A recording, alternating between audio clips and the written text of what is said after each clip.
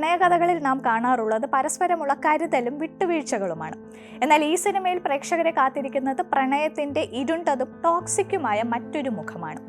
വസ്ത്രങ്ങളുടെ അളവുകളിൽ മാത്രം പൂർണ്ണത തേടുന്ന ഒരു പെർഫെക്ഷനിസ്റ്റായ ഫാഷൻ ഡിസൈനർ. താൻ തുന്നുന്ന വസ്ത്രത്തിന്റെ ഓരോ മടക്കിലും ഓരോ തുന്നലിലും തന്റെ ആധിപത്യം ഉറപ്പിക്കുന്ന മനുഷ്യൻ. അയാളുടെ ലോകത്ത് പ്രണയം പോലും അളവുകൾ തെറ്റാത്ത ഒരു തയ്യൽ വേലയാണ്. അവിടേക്കാണ് ഒരു സാധാരണക്കാരിയായ വെയ്ട്രസ് കടന്നു വരുന്നത്. ഇവിടെ പ്രണയം പൂക്കൾ കൊണ്ടല്ല, മറിച്ച് പതുക്കെ പടരുന്ന വിഷം കൊണ്ടാണ് അടയാളപ്പെടുത്തുന്നത്.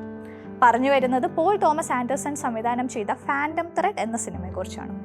അഴിച്ചെടുക്കും തോറും മുറുകുന്ന ആ ഫാൻറ്റം ത്രെഡിനെ നമുക്കൊന്ന് നോക്കാം. ലോകം കണ്ട ഏറ്റവും വലിയ അഭിനയ പ്രതിഭകളിൽ ഒരാളായ ഡാനിയൽ ഡേ ലൂയിസ് ആണ് റെനോൾഡ്സ് വുഡ്കോക്കായി അണിയറയിലെത്തിയത്. ആൽമയായി വിക്കി ക്രീപ്സും റെനോൾഡ്സിന്റെ സഹോദരി സിറിൽ വുഡ്കോക്കായി ലെസ്ലി മാൻവിലും രംഗത്തെത്തി. റെനോൾഡ്സും ആൽമയും തമ്മിലുള്ള ഒരു ടോക്സിക് സൈക്കോളജിക്കൽ ഡാൻസ് ആണ് ഫാൻറ്റം ത്രെഡ്. ഒരാളെ സ്നേഹിക്കാൻ അയാളെ തളർത്തണം എന്ന ഭ്രാന്തമായ ചിന്തയുള്ള നായിക, സ്നേഹിക്കപ്പെടാൻ വേണ്ടി ആ തളർച്ച ചോദിച്ചു വാങ്ങുന്ന നായകനും. ഇവർക്കിടയിലെ ആ അദൃശ്യ നൂൽ പ്രേക്ഷകന്റെ ഉള്ളിലേക്ക് ഒരു സൂചിമുന പോലെ തുളച്ചു കയറുമെന്നതിൽ സംശയമില്ല. 1950കളിലെ ലണ്ടനിലെ പ്രശസ്തനായ ഒരു ഫാഷൻ ഡിസൈനറാണ് റെനോൾഡ്സ് വുഡ്കോക്ക്. വസ്ത്രങ്ങളും കൃത്യമായ അളവുകളും നിശബ്ദതയും അയാൾ നിശ്ചയിച്ച കുറെ ചിട്ടകളും മാത്രമാണ് റെനോൾഡ്സിന്റെ ലോകം.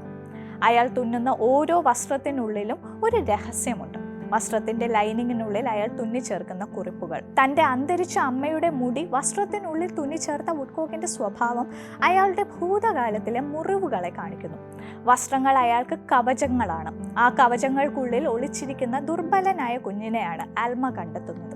റെനോൾഡ്സിന് പ്രണയം എന്നത് തന്റെ വസ്ത്രങ്ങൾക്കായുള്ള വെറും ഒരു മാനിക്വിൻ മാത്രമാണ്. സാധാരണ സിനിമകളിൽ നായകന്റെ ചിട്ടകളെ മാറ്റിമറിക്കുകയും അവനെ ഒരു നല്ല മനുഷ്യനാക്കുകയും ചെയ്യാറാണ് പതിവ്. എന്നാൽ ഇവിടെ ആൽമ ചെയ്യുന്നത് മറ്റൊന്നാണ്.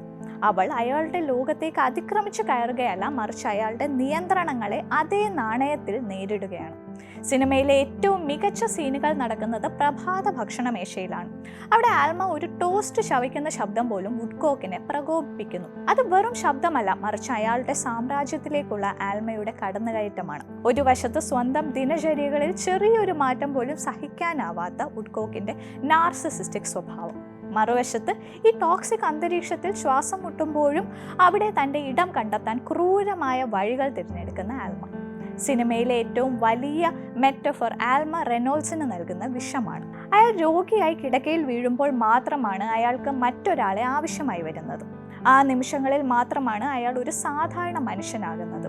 സ്നേഹിക്കപ്പെടാൻ വേണ്ടി ഒരാളെ തളർത്തുക എന്ന വിചിത്രമായ പ്രണയ രീതി ഇവിടെ കാണാം. മുൻചൗസൻ സിൻഡ്രോം ബൈ പ്രോക്സിയുടെ ഒരു വകഭേദമാണിത്. 1950s ലണ്ടനിലെ ഒരു ഫാഷൻ ഹൗസിനെ വളരെ മനോഹരമായും എന്നാൽ അല്പം നിഗൂഢമായും ഇതിൽ അവതരിപ്പിച്ചിരിക്കുന്നു. 35mm ഫിലിമിൽ സോഫ്റ്റ് ലൈറ്റിംഗ് ഉപയോഗിച്ച് ഷൂട്ട് ചെയ്തിരിക്കുന്നതിനാൽ സിനിമയ്ക്ക് ഒരു പഴയ പെയിന്റിങ്ങിന്റെ ഭംഗി അനുഭവപ്പെടുന്നു. ജോണി ഗ്രീൻവുഡ് ഒരുക്കിയ പശ്ചാത്തല സംഗീതം സിനിമയുടെ ആത്മാവാണ്. ഒരു ഫാഷൻ ഡിസൈനറിന്റെ കഥയായതുകൊണ്ട് തന്നെ സിനിമയിൽ വസ്ത്രങ്ങൾക്കും വലിയ പ്രാധാന്യമുണ്ട്. മാർക്ക് ബ്രിഡ്ജസ് ഒരുക്കിയ വസ്ത്രങ്ങൾ സിനിമയ്ക്ക് ഓസ്കാർ അവാർഡ് നേടിക്കൊടുത്തു. ഫാൻറ്റം ത്രെഡ് അവസാനിക്കുന്നത് ഒരു വിജയത്തിലോ പരാജയത്തിലോ അല്ല, മറിച്ച് ഒരു വിചിത്രമായ ഉടമ്പടിയിലാണ്. റെനോൾഡ്സ് അറിഞ്ഞുകൊണ്ട് തന്നെ ആൽമ നൽകുന്ന വിഷം കലർന്ന ഭക്ഷണം കഴിക്കുമ്പോൾ അയാൾ തോൽക്കുകയല്ല, മറിച്ച് തൻ്റെ ജീവിതത്തിന്റെ നിയന്ത്രണം അവൾക്ക് വിട്ടുകൊടുക്കുന്നതിലൂടെ ഒരു തരം ആനന്ദം കണ്ടെത്തുകയാണ്. യഥാർത്ഥത്തിൽ ഈ സിനിമ വസ്ത്രങ്ങളെക്കുറിച്ചല്ല, മറിച്ച് അടയാളങ്ങളെക്കുറിച്ചാണ്.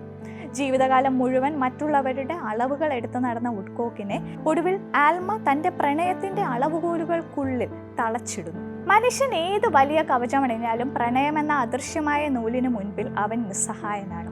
തൻ്റെ അഭിനയ സൗകര്യയുടെ തിരശീലയിലേക്ക് അടുക്കുമ്പോൾ ഡാനിയൽ ഡേ ലൂയിസ് ലോകത്തിന് നൽകിയ ഏറ്റവും വലിയ സന്ദേശം ഇതാണ്. കൂടുതൽ വാർത്തകൾക്ക് news 18 Keralam YouTube channel subscribe ചെയ്യുക.